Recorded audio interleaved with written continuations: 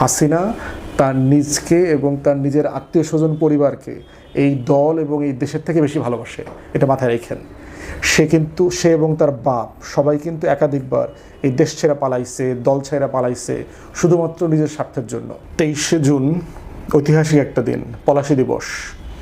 1757 সালের সেই দিনটাতে সুবে বাংলা যেটা ছিল আপনার বাংলা, বিহার, উড়িষ্যা মিলায়ে এই যে বিশাল নবাবী আমল ছিল, সেই নবাব সিরাজউদ্দৌলার খুবই দুর্ভাগ্যজনক পতন হয়েছে, এবং যেটার জন্য এখানকার উচ্চবর্ণের হিন্দু সম্প্রদায় যেমন জড়িত ছিল, নবাবের পরিবারের আত্মীয় স্বজনরা জড়িত ছিল, যারা ক্ষমতার মোহে আচ্ছন্ন হয়ে গিয়েছিলেন। আলিবর্দী খানের হাত থেকে ক্ষমতাটা এত ছোট একটা যুবরাজের কাছে যাবে, তার থেকে মীর জাফর আলী খান মনে করলেন যে আমি তো এখানকার সর্ববাহিনীর প্রধান, অতএব এটার জন্য তো আমিই সবচেয়ে যোগ্য।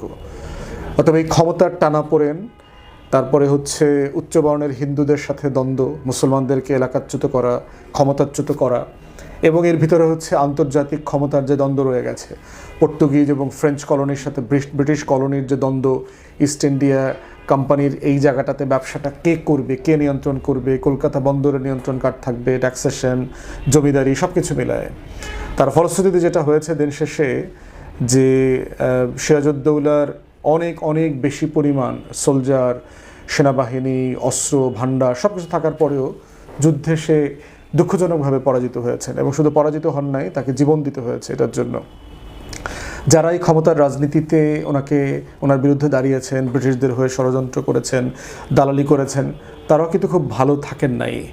মীর জাফর আলী খান যদিও তাকে অনেকেই ট্রেইটর বলতে নারাজ, হিস্টোরিয়ানরা অনেকেই তাকে বলেছেন তিনি সিম্পলি ক্ষমতার জন্যই কাজটা করেছেন, এবং তখনকার সময়ে সারা দুনিয়া ক্ষমতার নিয়ন্ত্রণ কাঠামো যে ব্যবস্থাপনাটা ছিল, সেই ব্যবস্থার ভিতরে এটাই ছিল ক্ষমতা অধিগ্রহণ করবার একমাত্র জায়গা।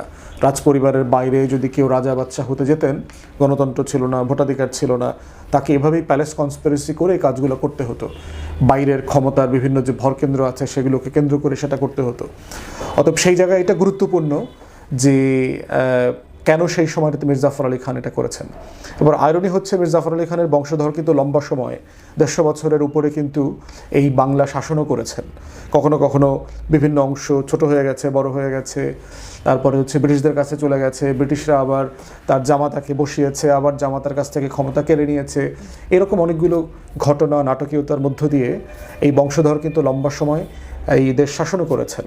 এই জন্য হিস্টোরিয়ানদের মধ্যে এই দ্বন্দ্ব আছে যে whether Mir Jafar Ali Khan was a traitor or not, না এটা সিম্পলি একটা ক্ষমতা কাঠামোর জায়গা ছিল। তো দেখেন যে 900+ সৈন্য, 1000 খানেকের ভিতরে সৈন্য ছিল, আর নবাব সিরাজউদ্দৌলার 3000-এর উপরে সৈন্য ছিল, এবং এই 1000 সোলজারের ভিতরে 250-300 ছিল মাত্র ব্রিটিশ হোয়াইট সোলজার ছিল, বাকিরা সবাই ছিল ইন্ডিয়ান মার্সেনারি, ভাড়ায় খাটে। অতএব সেই জায়গা থেকে একটা ঐতিহাসিক যে ক্ষমতার ভারসাম্য, এই ভারসাম্যের যে পতন হয়েছে, ভারসাম্য যে নষ্ট হয়ে গেছে, এরপরে যে ব্রিটিশ কলোনি আসছে, জমিনদারি সিস্টেম চালু হয়েছে, আমরা বাঙালি মুসলমান এবং বাঙালি নিম্নবর্ণের হিন্দুরা যে 2 ধাপের ঔপনিবেশিকতাবাদের কবলে পড়ে গেলাম, সাদা ইউরোপিয়ান কলোনাইজেশন এবং লোকাল হিন্দু ব্রাহ্মণ জমিনদারি সিস্টেম, এই 2 শ্রেণীর মধ্য দিয়ে যে রাষ্ট্র কাঠামো আমরা পেয়েছি, এই রাষ্ট্র কাঠামোর সবচেয়ে ট্র্যাজেডি হচ্ছে আওয়ামী লীগ নামক জিনিস। যে ঐতিহাসিক মানে গাদ্দারের ইতিহাস যদি দেখেন আমাদের এই বাংলার শাসন ব্যবস্থাতে, আওয়ামী লীগ হচ্ছে সেই গাদ্দারি এবং যে নিজের রাষ্ট্র, নিজের দেশ, নিজের স্বার্থের সাথে ঐতিহাসিক বেইমানির যে সিলসিলা, সেই সিলসিলার ধারাবাহিকতাকে ধারণ করে হচ্ছে আওয়ামী লীগ নামক জিনিস। এবং হিস্টোরিক্যাল ট্র্যাজেডি, কাকতালীয় ঘটনাটা কি জানেন? এই আওয়ামী লীগের জন্ম হচ্ছে পলাশী দিবসে, 23শে জুন। এই জন্য আজকের এই যে 24-এর গণ অভ্যুত্থানের যে পরাজিত শক্তি আওয়ামী ফ্যাসিবাদ, যে দিল্লির আধিপত্যবাদ, দিল্লির এজেন্সি, দিল্লির জাতীয় স্বার্থকে সে ক্যারি করে এখানে, কখনো আওয়ামী লীগ নামে, কখনো জাতীয় পার্টি নামে, এই গাদ্দারিপনার ইতিহাসের সাথে এই তারিখটা কেমন যেন মিলে গেছে। এখন কালকে যারা 5,000 টাকা অথবা 10,000 টাকায় এক জেলা থেকে আরেক জেলাতে এসে মিছিল করার প্রস্তুতি নিচ্ছেন, তাদেরকে একটু আয়নায় দেখে নেবেন যে আপনি গাদ্দারের জন্য কত টাকা মূল্য দিতে প্রস্তুত, কত টাকা মাসুল দিতে প্রস্তুত। ইতিমধ্যে যারা আওয়ামী লীগের হয়ে মিছিল মিটিং করছে, ধরা খাইছে পুলিশের কাছে, আমরা বিভিন্ন সময় বিভিন্ন সোর্স থেকে শুনেছি টাকা কিছু বাকিও আছে। 2,000 টাকা দিয়েছে, 3,000 টাকা দিয়েছে, মিছিল করা শেষ হলে আরও বিকাশে 2,000 টাকা দিবে, সেই 2,000 টাকা আবার বাকি আছে, এদের দালাল ধরে দিয়েছে, সেই দালাল আবার গাড়ি ভাড়ার টাকা দেয় নাই, কারণ আরেক জেলা থেকে নিয়ে আসছে। এবং মিছিল মিটিংয়ের একটা ইন্টারেস্টিং খবর শুনলাম, সেটা হচ্ছে আওয়ামী লীগের এই বিশাল মিছিল মিটিং গোপালগঞ্জ ফরিদপুরে বেশি হচ্ছে, কিন্তু নাম দিচ্ছে ঢাকার অমুক, ঢাকার অমুক। একটা মিছিল দেখলাম লেখা বাড্ডায়, কিন্তু আমি পিছনের বড় বিল্ডিং দেখে বুঝতে পারলাম এটা আসলে ঢাকার যে সিটি কর্পোরেশনের বিল্ডিংটা, সেই নগর ভবনের সামনের বিল্ডিংয়ে প্রচুর গাছপালা আছে, বিল্ডিংটা দেখে চেনা যায়। অতএব এক এলাকার কথা বলছে, আর এক এলাকাতে মিছিল করছে, পুলিশকে হুমকি দিচ্ছে সামনে আগাবে না, কিছুক্ষণ পরে যখন পুলিশ ধরে উত্তম মধ্যম দিচ্ছে তখন আবার মাফ চাইছে। তো মাফ চাইলে ঠিক এই রকম ধোঁকাবাজির মিছিল 20, 30, 50 জনকে দিয়ে আপনারা আপনাদের নেত্রীকে ফিরায় নিয়ে আসবেন, এটা প্র্যাকটিক্যালি সম্ভব? কত টাকা ইনভেস্ট করবেন? এর বাইরে হলো যেটা দেখতে পাচ্ছি সেটা হচ্ছে অনলাইনে বট বাহিনীর পিছনে যে ইনভেস্টমেন্ট বিনিয়োগ করতেছে আওয়ামী লীগ, ব্যাপক পরিমাণ টাকা বিনিয়োগ করতেছে। মন্তব্য করলে টাকা, গালাগালি করলে টাকা, আমাদের পোস্টে এসে বাজে বাজে পোস্ট কার্ড করে করে পোস্ট করতেছে, বিশাল টাকা। একটা জিনিস মাথায় রাখবেন, এগুলো করে আপনাদের সিম্পলি হাসিনাকে ফিরায় নিয়ে আসার পথ সুগম হচ্ছে না, আপনাদের দেউলিয়াপনাত্ব উন্মুক্ত হচ্ছে। এই যে সম্প্রতি এখন আপনারা আওয়ামী হিন্দু লীগকে, আওয়ামী সংখ্যালঘু ব্যবসায়ীদেরকে নামাইছেন, চেতনা ব্যবসায়ীদেরকে, সংখ্যালঘু ব্যবসায়ীদেরকে নামাইছেন, কি হবে? মানে আপনারা কি মনে করতেছেন জনগণ এগুলো বুঝতে পারছে না? দেশের মানুষ এগুলো বুঝতে পারছে না? জনগণের এই নিশ্চুপতা, এই ভদ্রতাকে কোনোভাবে ছোট করে দেখার চেষ্টা করবেন না। বাংলাদেশ আগের জায়গাতে নাই, 24-এর আগের সেই ফ্যাসিবাদের আমলে ফিরে যাবে না। বাংলাদেশে প্রচণ্ড রকম একটা দেশপ্রেমিক জাতীয়তাবাদী জুলাইকে ধারণ করে একটা জেনারেশন তৈরি হয়েছে। এই জেনারেশন সংখ্যায় হিউজ এবং পাওয়ারফুল তাদের সাইজের কারণে। তারা, আমরা যেখানে দেখতে পাচ্ছি যে গণমাধ্যমে তথাকথিত বুদ্ধিজীবিতা এবং আমলাতন্ত্রের, সিভিল মিলিটারি ব্যুরোক্রেসির একটা অংশের ভিতরে এই আওয়ামী ফ্যাসিবাদকে লালন করা একটা জনগোষ্ঠী আছে, এবং এই জনগোষ্ঠী কিন্তু আইডেন্টিফাই করা হচ্ছে। আমরা রিসেন্টলিও দেখেছি বহু আমলাদেরকে কিন্তু আইডেন্টিফাই করা হচ্ছে যে কারা ভিতরে থেকে বাইরে থেকে প্রতিনিয়ত আওয়ামী লীগকে স্পেস দেওয়া, গণমাধ্যমে আওয়ামী লীগকে প্রাসঙ্গিক করে রাখা, আলোচনা টকশোতে লেখালেখিতে করে রাখা, তারপর হচ্ছে আওয়ামী লীগকে পুনর্বাসন করবার জন্য তদবির করা কোনো না কোনো ফর্মে। এইটা সিম্পলি ওয়ার্ক করতেছে না। আপনারা চেষ্টা করছেন, কিন্তু আপনাদের সাথে ওই পতিত আওয়ামী লীগের একটা অংশ ছাড়া কেউ এখানে নাই। দিন শেষে আসলে কি ক্ষতি করছেন? হাসিনা ফিরবে না, হাসিনার আত্মীয় স্বজন পোলাপান ফিরবে না। ওর 14 গোষ্ঠীর সে নিজে পালানোর আগে সবাইকে বইলা দেশ ছাড়া করছে, সবাইকে। হাসিনা তার নিজকে এবং তার নিজের আত্মীয় স্বজন পরিবারকে এই দল এবং এই দেশের থেকে বেশি ভালোবাসে, এটা মাথায় রেখেন। সে এবং তার বাপ সবাই কিন্তু একাধিকবার এই দেশ ছেড়ে পালাইছে, দল ছেড়ে পালাইছে শুধুমাত্র নিজের স্বার্থের জন্য। অতএব হিস্টোরিক্যালি এই পরিবারকে দিয়ে বাংলাদেশে আর কোনো রাজতান্ত্রিক রাজনীতি আসবে না ফিরে, এইটা বটম লাইন। এই জন্য যারা আওয়ামী লীগের হয়ে এখনও পর্যন্ত সেই উন্মত্ততার মধ্যে আছেন, সেই মাদকাসক্তের মধ্যে আছেন, আওয়ামী মাদক আর ফিরবে না। কালকের জন্য কিন্তু আবার সেনাবাহিনী নামানো হয়েছে 1 সপ্তাহের জন্য। বেশি নেশা করলে কিন্তু সেনাবাহিনী ধরে ফেলাইব। এই জন্য হচ্ছে খুব সাবধান থাকেন, আননেসেসারি উস্কানিতে যায়েন না। মনে করতেছেন বিএনপি আপনাদের স্পেস দিব, বিএনপি স্পেস দেবো, আর তারেক রহমান এখন চীন যাইতেছে। বুঝেন রাজনীতি কোথা থেকে কোথায় যাইতেছে।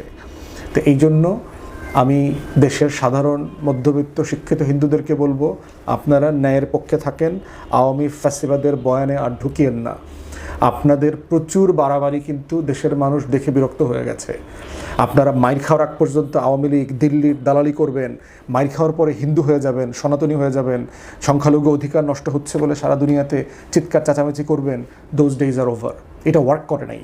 এটা গত 2 বছরে হিন্দু বৌদ্ধ খ্রিস্টান ঐক্য পরিষদের মিথ্যাচার আমরা এক্সপোজ করে দিয়েছি সারা দেশে। ইন্টারিম অ্যাডমিনিস্ট্রেশন রিপোর্ট করে করে এক্সপোজ করে দিয়েছে। অতএব আপনাদের এই দুষ্টামিগুলো চলবে না। আপনারা ন্যায্য নাগরিক অধিকারের জায়গায় থাকেন। আমরা সবাই সাংবিধানিক অধিকার দেওয়ার পক্ষে, যে যে অধিকারের প্রাপ্য। কিন্তু মাইরের আগ পর্যন্ত আওয়ামী লীগ, মাইরের আগ পর্যন্ত এত বড় মূর্তি হইল, সমস্যা কি? পলাশবাড়ির মূর্তির সমস্যা আছে তো? দেশের আইন কানুন মেনে করা হয়নি তো।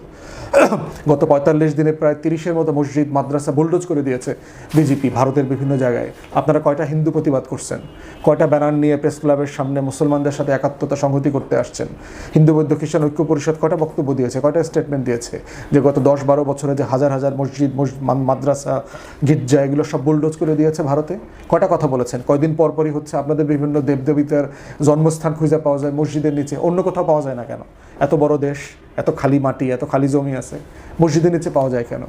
এই অখন ভারতের যে ফ্যাসিবাদ আছে, এই ফ্যাসিবাদ থেকে বাংলাদেশের হিন্দুদেরকে বের হয়ে আসতে হবে।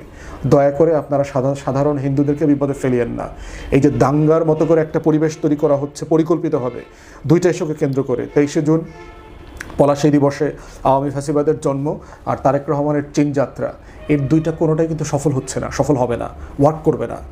তাই আমি সংখ্যালঘুদের বলবো, দয়া করে বাংলাদেশি নাগরিক আকারে বসবাস করেন, বিজেপির হয়ে এখানে বক্তব্য দেবেন না। ভয়ঙ্কর ভয়ঙ্কর কথা বলছেন এবং আপনারা যে উস্কাচ্ছেন এটা কিন্তু আমরা বুঝতেছি। আপনারা চাইতেছেন যে আপনাদের উপরে আঘাত করা হোক, তখন আপনারা দুনিয়াতে এটা নিয়ে রাজনীতি করবেন। এই পুরাতন রাজনীতি আমরা দেখে কিন্তু ক্লান্ত হয়ে গেছি। অতএব নিজেদের ভাগ্য, নিজেদের দোজক ডেকে নিয়ে আসবেন না, প্রয়োজন নাই। আপনাদের পলাশবাড়ির শিবের মন্দির বানাবেন, রামের মন্দির বানাবেন, বানান, অনুমতি নিচ্ছেন? 50 ফিটের একটা উঁচু জিনিস বেশি যদি বানান, সরকারের অনুমতি নিতে হবে না? ডিসির কাছ থেকে, বিভাগীয় কমিশনার কাছ থেকে, ওখানকার বিমান অথরিটির কাছ থেকে, বিভিন্ন ডিপার্টমেন্ট আছে তাদের কাছে অনুমতি নিতে হবে। যে কোনো বিল্ডিং, যে কোনো মিনার বানাইতে হলেও তো অনুমতি নিতে হয়, আপনারা নেন নাই কেন? এরপরে হচ্ছে একটা কৌশলগত জায়গায় এই মন্দির নির্মাণ করা হচ্ছে। এটা তো সিম্পলি মন্দির না, 5-6 হাজার হিন্দু আছে এখানে পুরো আসনে, যেখানে প্রায় 3.25 লক্ষ মুসলমান। তাহলে আপনারা মানে কিসের জন্য এটা করতেছেন? সারা ভারতবর্ষ এত উঁচু শিবের মন্দির নাই, রামের মন্দির নাই, আপনাদের এখানে কেন এটা করতে হবে? ওই যে চৈতালিরা বলছে না যে বাংলাদেশের চৈতালি টাইপ যে উস্কানিদাতা আছে আওয়ামী হিন্দু, এগুলো বলতেছে না রংপুরকে আলাদা করবে। তাহলে এই জায়গাতে আপনি সার্বভৌমত্বে আঘাত করছেন। তাহলে পলাশী দিবস, আওয়ামী লীগের জন্মবার্ষিকী আর প্রধানমন্ত্রীর চীন সফরকে কেন্দ্র করে এই যে সংখ্যালঘুদের নাটক, এই সব কিছু মিলিয়ে হচ্ছে বাংলাদেশের স্বাধীনতা সার্বভৌমত্বকে সংকটাপন্ন করার চেষ্টা করা হচ্ছে। আমাদের বক্তব্য খুব পরিষ্কার, আমরা সব অধিকারে বিশ্বাস করি। আমাদের রেড লাইন হচ্ছে আমাদের সীমান্ত, আমাদের রেড লাইন হচ্ছে আমাদের আজাদি, আমাদের স্বাধীনতার স্বপ্ন। এখানে কোনো কম্প্রোমাইজ করবে না বাংলাদেশের মানুষ। সাধু সাবধান।